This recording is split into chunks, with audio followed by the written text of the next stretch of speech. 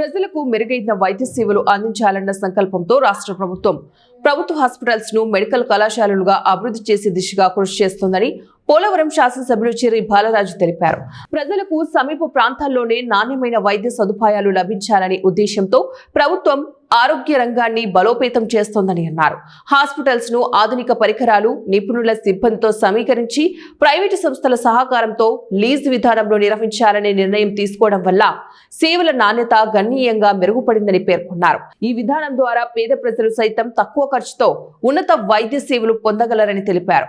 YSR Congress party నేతలు రాజకీయ ప్రయోజనాల కోసం ప్రభుత్వ అభివృద్ధి చర్యలపై నిరాధార ఆరోపణలు చేయడం దురదృష్టకరమని ఎమ్మెల్యే విమర్శించారు. ప్రజాహిత కార్యక్రమాలను అడ్డుకోవడమే లక్ష్యంగా ర్యాలీలు, ధర్నాలు చేపట్టడం ప్రజల ప్రయోజనాలకు విరుద్ధమని పేర్కొన్నారు.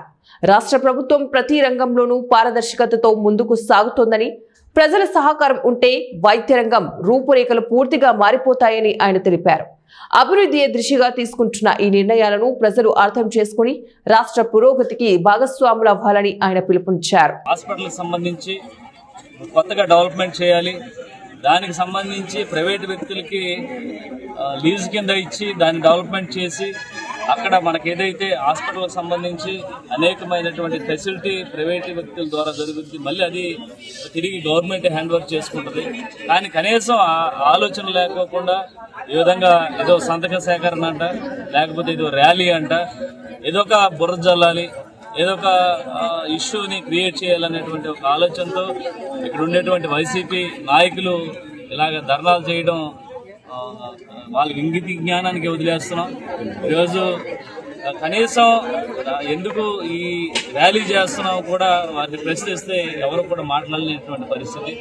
ఇలాగా ఏదన్నా ఇష్యూ చేయాలంటే దాని మీద పర్టికులర్గా తెలుసుకొని దాని మీద క్షేత్రస్థాయిలో పరిశీలన చేసి మీరు చేస్తే బాగుంటుంది. ఎందుకంటే వీళ్ళు ఏం చేస్తున్నారంటే ప్రజలను కూడా తప్పుదోవ పట్టించేటువంటి ఏర్పాటు చేస్తున్నారు.